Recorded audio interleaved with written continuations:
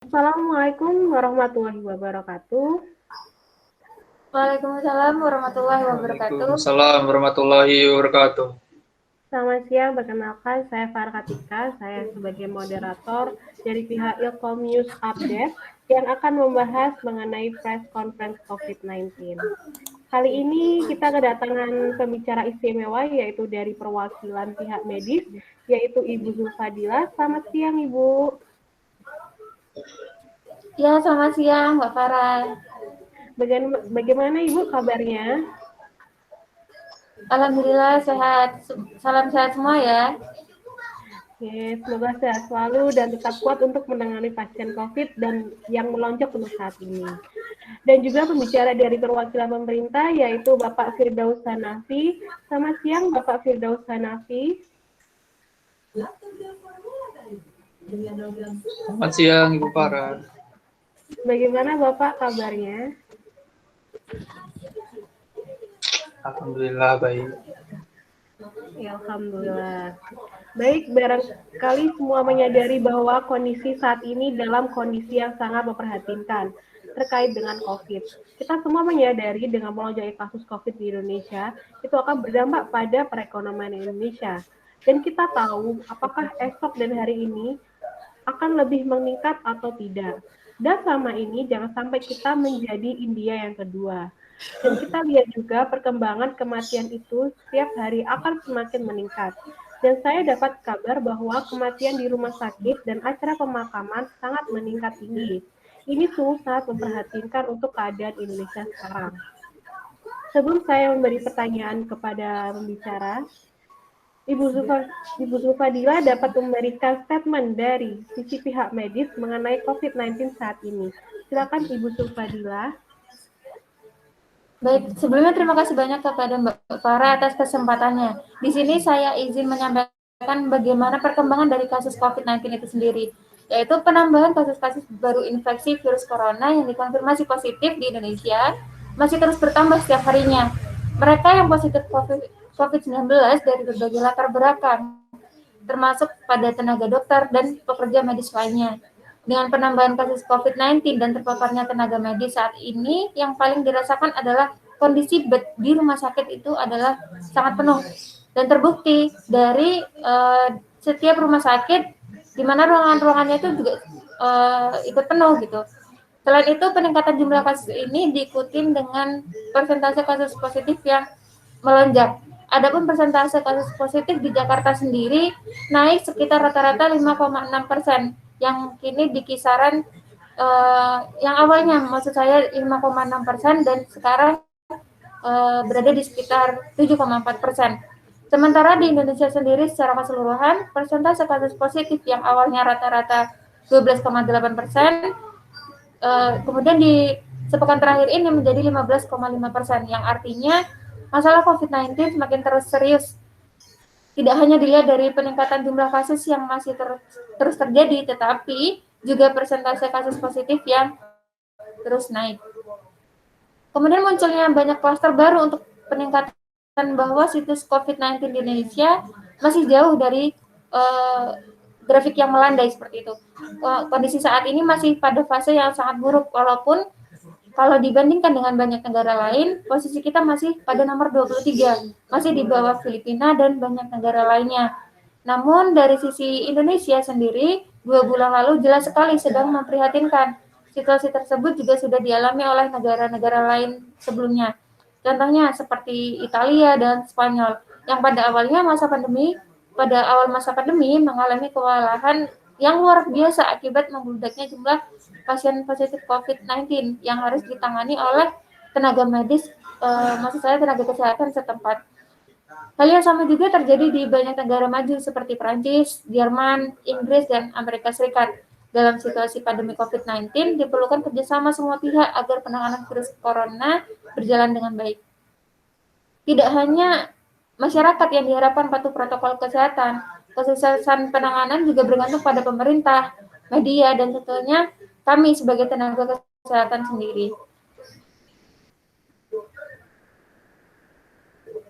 Dalam hal masyarakat, kaitannya dengan ketidaktaatan untuk menerapkan perilaku sesuai protokol kesehatan dengan baik, di mana masih adanya warga yang tidak patuh protokol kesehatan karena beberapa penyebab. Faktor yang pertama adalah penerimaan masyarakat terhadap kondisi pandemi saat ini. Itu yang pertama. Selain itu, hal ini juga dipengaruhi oleh tokoh masyarakat juga, seperti tokoh agama, kemudian juga influencer atau pesohori yang mana akan sangat mempengaruhi cara berpikir masyarakat yang lainnya seperti itu. Kemudian faktor yang kedua adalah sikap dari pemerintah terhadap masyarakat yang terkadang disiplin atau bahkan sebaliknya. Seperti itu. Pemerintah seharusnya mengambil langkah mendisiplinkan agar kepatuhan terhadap protokol kesehatan terus meningkat. Dan faktor berikutnya adalah pihak media. Kerjasama dengan media adalah salah satu kunci penanganan COVID ini. Dan faktor yang terakhir adalah kami selaku tenaga kesehatan, yaitu selain mengobati, tenaga kesehatan juga harus melakukan pencegahan dan melakukan penyuluhan kepada masyarakat. Dan tidak kalah penting adalah peningkatan vaksin yang lebih masif lagi, karena Indonesia saat ini masih jauh tertinggal dari segi vaksinasi. Padahal hal itu termasuk fundamental dalam penanganan COVID-19. Jadi seperti itu Mbak Farah yang dapat saya sampaikan terkait perkembangan COVID-19 itu sendiri. Terima kasih. Baik, terima kasih.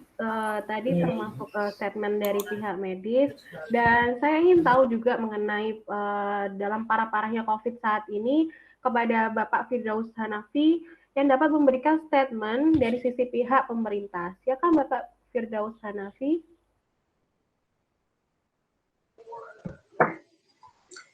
Ya, terima kasih Mbak Farah untuk pertanyaannya. Jadi, ya seperti yang kita ketahui akhir-akhir ini, bahwa terjadi kelonjakan kasus COVID-19 di Indonesia.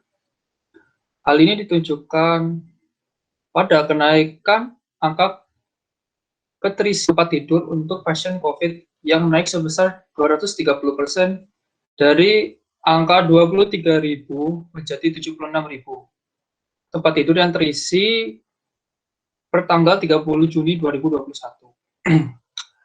Sehingga kita sebagai pihak pemerintah sudah berusaha betul untuk menangani terkait kasus virus corona ini, seperti dalam hal PPKM dan juga vaksinasi. Seperti itu yang bisa saya jawab, Farah. Baik, terima kasih atas statementnya dari pihak medis dan pihak pemerintah. Untuk sesi berikutnya yaitu sesi pertanyaan yang dapat dijawab yang pertama oleh pihak medis dahulu, yaitu Ibu Zulfadilah. Pertama, bagaimana sih penyebab menyebarnya infeksi coronavirus untuk saat ini? Baik, terkait adanya dugaan bahwa virus corona awalnya ditularkan dari hewan ke manusia, namun kemudian diketahui bahwa virus corona juga menular dari manusia ke manusia. Seseorang dapat tertular COVID-19 melalui berbagai cara, diantaranya tidak sengaja menghirup percikan ludah atau droplet yang keluar saat penderita COVID-19 batuk atau bersin, seperti itu. Kemudian bisa melalui memegang mulut atau hidung tanpa mencuci tangan terlebih dahulu setelah menyentuh benda yang terkena cipratan ludah penderita COVID-19. Dan salah satunya adalah juga kontak jarak dekat dengan penderita COVID-19 itu sendiri, seperti itu. Baik. Untuk selanjutnya, virus corona kan dapat menimbulkan beberapa gejala pada pengidapnya, bergantung pada jenis virus yang menyerang. Nah, bagaimana sih ciri-ciri awal jika terjangkit virus corona? Baik, untuk COVID-19 ini sendiri, gejala awal ketika kita terinfeksi oleh virus corona ialah bisa menyerupai seperti gejala flu, yaitu demam, pilek, batuk kering, sakit tenggorokan, dan sakit kepala. Setelah itu gejala dapat hilang dan sembuh, atau bisa juga lebih berat lagi seperti itu.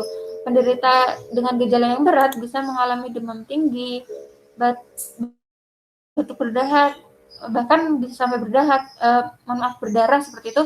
Kemudian bisa mengalami sesak nafas dan nyeri di dada. Dan secara umum ada 3 gejala yang menandakan seseorang terinfeksi virus corona, yaitu demam kurang lebih dengan suhu di atas 30 derajat Celcius, batuk kering, dan sesak nafas. Tapi di sisi lain ada gejala juga yang meskipun sangat jarang terjadi seperti itu ya, tapi di sini ada beberapa hal yang masih mungkin untuk dialami oleh penderita COVID itu sendiri, yaitu diare, konjungtivitis, hilangnya kemampuan mengecap rasa, hilangnya kemampuan untuk mencium bau, dan ada muncul ruam di kulit. Seperti itu, Mbak Farah. Baik. Berarti tadi merupakan ciri-ciri gejala awal ya Bu ya dari terjangkitnya virus corona. Kemudian bagaimana cara mendiagnosis dengan tepat bahwa seorang pasien positif terjangkit virus corona?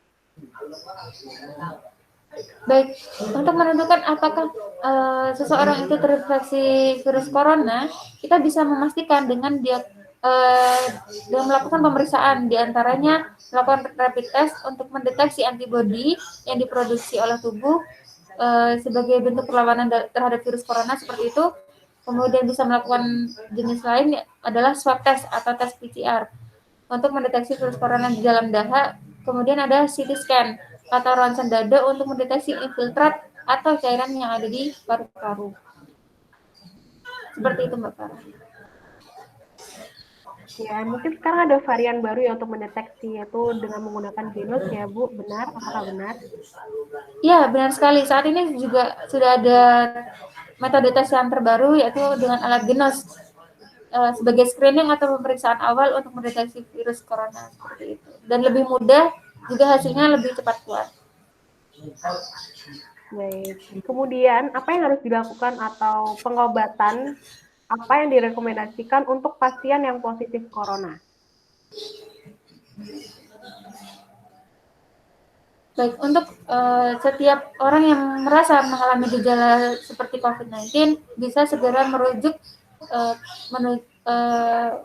ke rumah sakit seperti itu, kemudian memberikan obat pereda demam dan nyeri, kemudian menganjurkan penderita untuk melakukan isolasi mandiri dan istirahat yang cukup, dan yang terakhir banyak mengkonsumsi air putih untuk menjaga kadar cairan di dalam tubuh seperti itu, Mbak Farah. Baik. Nah, dari banyaknya kasus virus COVID-19 ini kan semakin meningkat. Nah, pencegahan apa sih yang bisa dilakukan untuk kita semua agar tidak terjerumusnya ke virus ini? Baik, saat ini Indonesia selain melakukan vaksinasi COVID-19 secara berkala terhadap masyarakat, meskipun sudah dijalankan, tetapi pencegahan dari kita sendiri tetap perlu dilakukan ya, seperti itu Mbak Farah. Dan di sini ada beberapa hal yang bisa kita lakukan, yaitu dengan penerapan physical distancing, menggunakan masker saat beraktivitas di tempat umum, kemudian sering melakukan cuci tangan dengan air dan sabun, tidak menyentuh mata, mulut, dan hidung sebelum mencuci tangan, kemudian meningkatkan daya tahan tubuh dengan menjaga pola hidup sehat, kemudian hindari kontak dengan penderita COVID, dan yang terakhir adalah menjaga kebersihan benda yang sering disentuh, seperti itu. Baik, terima kasih atas jawabannya Ibu Zulfadila. Berikutnya ini baik dengan berkesinambungan mengenai tenaga medis dan melonjaknya virus corona yang ini juga harus diperhatikan oleh pemerintah juga. Nah, ini selanjutnya saya akan bertanya kepada Bapak Firdaus Hanafi selaku pihak pemerintah.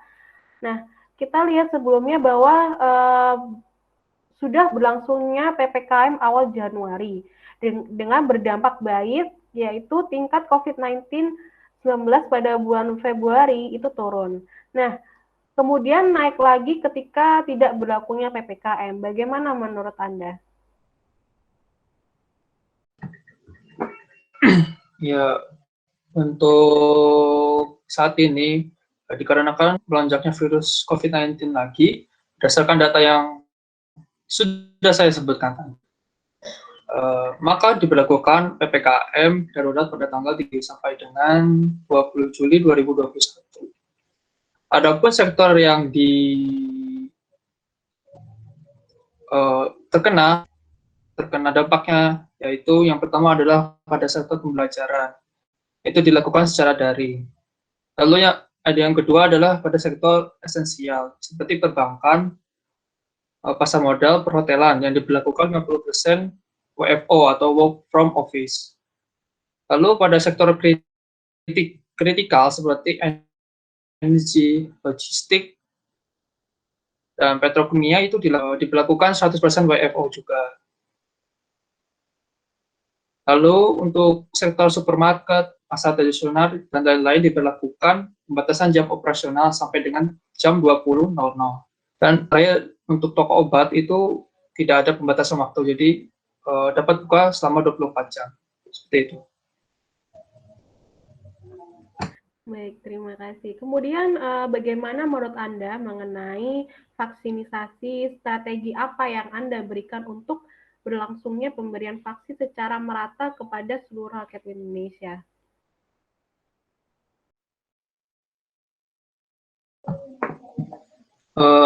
Strategi yang sudah pemerintah lakukan untuk saat ini itu yaitu salah satunya adalah dengan mengalokasikan 50% dana dari APBD untuk daerah-daerah dengan tingkat mobilitas atau tingkat COVID-19 yang tinggi. Selain ini juga mempercepat program vaksinasi khususnya pada daerah-daerah zona merah. Dan juga kami rencanakan 70% masyarakat sudah diberikan vaksinasi untuk bulan ini sampai dengan bulan depan, seperti itu. Baik. Terima kasih atas jawabannya dari Bapak Firdaus Hanafi selaku pihak dari pemerintah.